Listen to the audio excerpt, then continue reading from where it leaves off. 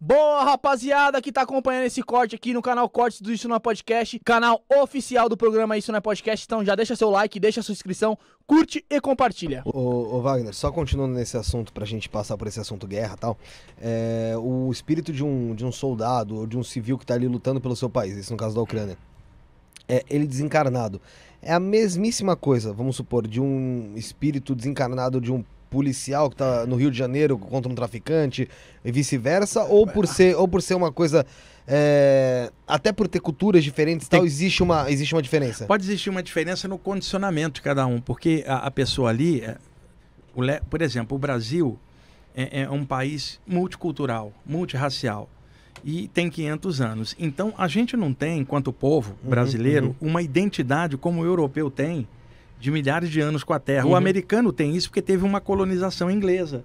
Mas o brasileiro não tem isso. Você pega um ucraniano, a noção dele de terra, cara, de pátria, de honra, é uma coisa entranhada. É um condicionamento cultural ali do leste europeu. Aí, ó, o Grogo. Tá do ladinho do... O que acontece? A condição do cara, o cara parte ali em cima de uma honra, de uma coisa que mexeu com a estrutura cultural dele. É uma diferença. Agora, mesmo assim, ainda é individual o processo.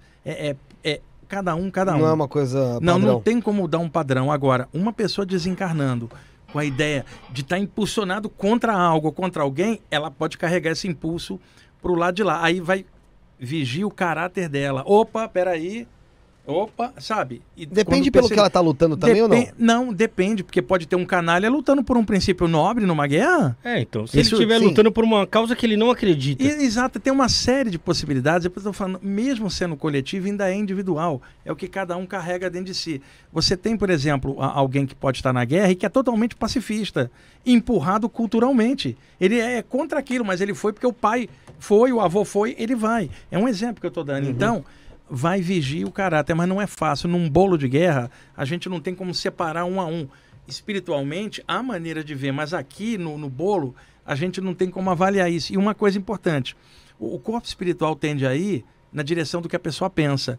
E na hora que o soldado cai, o seu corpo está morrendo, o pensamento dele está onde, Felipe? Provavelmente na família. Então, o mentor que vai ajudar a soltar o processo ali, o que ele faz? Ele já sabe que em um segundo o cara vai estar aqui em São Paulo, pensando na família dele. Ele arma a passagem na casa dele, sabendo que em um segundo o cara morre lá, em um segundo aparece aqui, ele puxa o cara daqui para lá. Ele não vai puxar de lá, ele pode usar o link do pensamento do cara.